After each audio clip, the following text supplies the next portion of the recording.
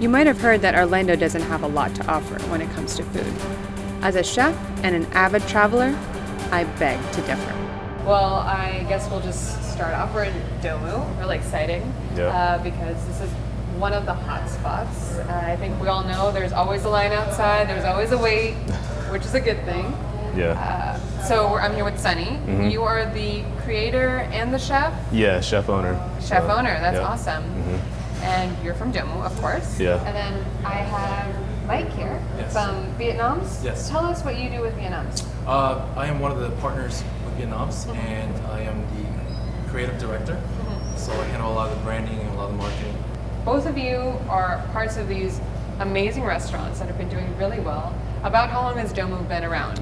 About a year and 8 months. A year and 8 months, Yeah. and then Vietnom's about 2 years? Right about 2 years, yeah. So you guys are right around the same time, and then both of you are a big part of the Asian kind of food scene here. Right. So you're over by Mills, right? We are in the Winter Park area, and the great thing about us being local is that we are actually at a pivotal point where even tourists are starting to look up what do the locals eat in Orlando. I don't want to just go to iDrive and go to that giant grill place, but where do the locals eat, and is it worth driving 20-30 minutes? Right now I feel like both restaurants, there are a lot of locals. It's mainly locals. It is all locals. You don't really see people coming from all that way.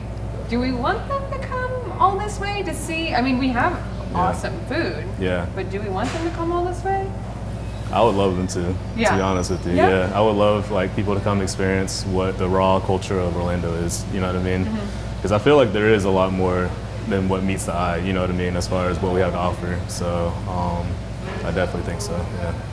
There's also this really big kind of elephant in the room in Orlando. I mean, it's one comment he made. Yeah. And if you don't know who I'm talking about Andrew Zimmern. Yep. Yeah, you've heard about it. You've heard about it as well. Yeah. We heard what he said about Orlando, that there wasn't good food here. How did you guys take it as local owners and chefs here? I wasn't 100% offended, but it really stems on the fact that a lot of people don't know enough about our city. And there's so many layers to it that you can honestly be a local here and visit restaurants for years and you won't even get to all of them. So if you don't mind, could you explain all of the amazing food that we have here, Sonny? Yeah, so we'll start off from left to right. Over here, the first thing we have is gonna be the taco, which is our octopus dish. We slow cook it until it's nice and tender, and then we grill it off, and then we put it over a bed of potatoes. And then we have our famous Domu wings. Everyone loves those. Yeah, so everyone likes these. We brine them first, and then we twice fry them, and then we coat them in the sauce. Next is our Tokyo ramen. This is our chicken-based broth that has a soy base. And we top it off with duck fat, fried chicken thigh, garlic chives, and kikarage. So this is our famed boba mimosa. Boba mimosa for brunch. For brunch, yeah. Mimosa is just champagne and juice, and so we're just kind of putting our own Asian twist on it by adding the popping boba to champagne. So every time you drink it, as the boba pops in your mouth, you're getting a sip of champagne, and it turns into mimosa in your mouth. So, yeah. Boom. Wow. Yeah. The reason that we came here in the first place was you can have ramen for brunch. You can have ramen anytime, yeah. This is awesome. So let's dig in. Okay. Ramen for brunch. It's my kind of place. Yeah.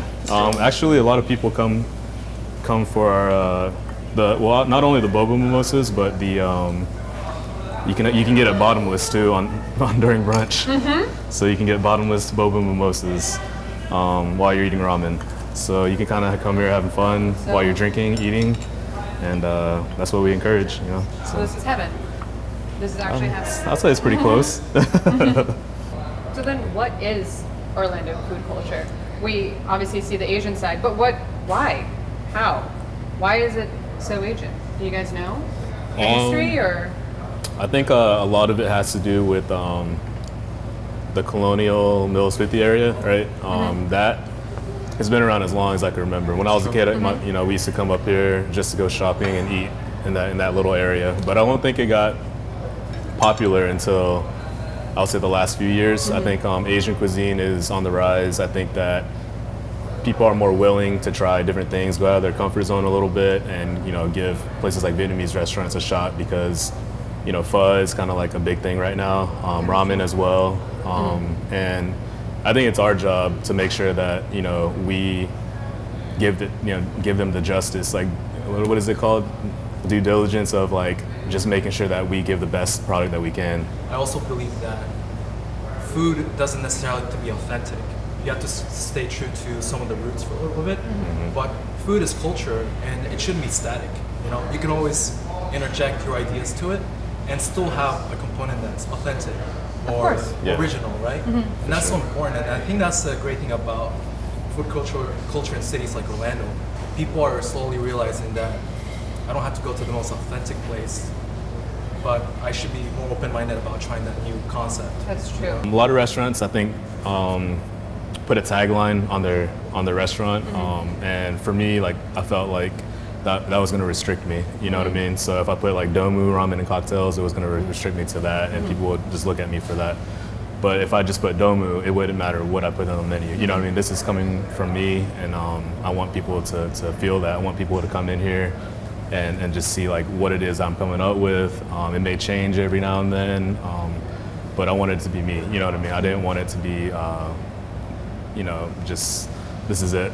Because then you kind of set yourself up for that. That's all people are going to know you for. But I want people to know me for anything. It could be the pudding. It could be boba mimosas. It could be anything. So we owe it to Orlando. You know what I mean? Yeah. We want to make this food scene big. We want to boost Orlando's food scene even higher. And that's the goal. So seeing concepts like this, it just kind of adds fuel to that igniting fire that is going to make this Central Florida.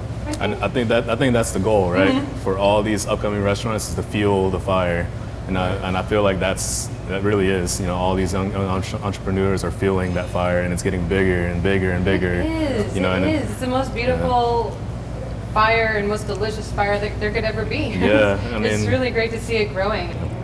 Matcha? Yeah, let's do it.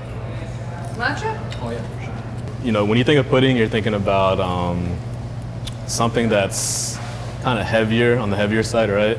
This one's actually really light. It's very airy. It has toasted coconut on top, and then if you dig a little bit further in, there's actually chocolate animal crackers that we let sit in there so it turns cakey. So that as you dig deeper, it gets like, the flavors change a little bit. Okay, you have to have a bite. Yeah. You have to have a bite. And then I need to get into that animal cracker. That was good. I think that, it's definitely one of those desserts that will kind of leave a mark on you, so. Yeah. It's left a mark on me. It's definitely left a mark on me. Yeah. Thank you so much, Sonny. And thank you, Mike. This was delicious with you. And what an amazing way to end our brunch. Yeah. This was amazing. Thank you, gentlemen. No problem. Anytime.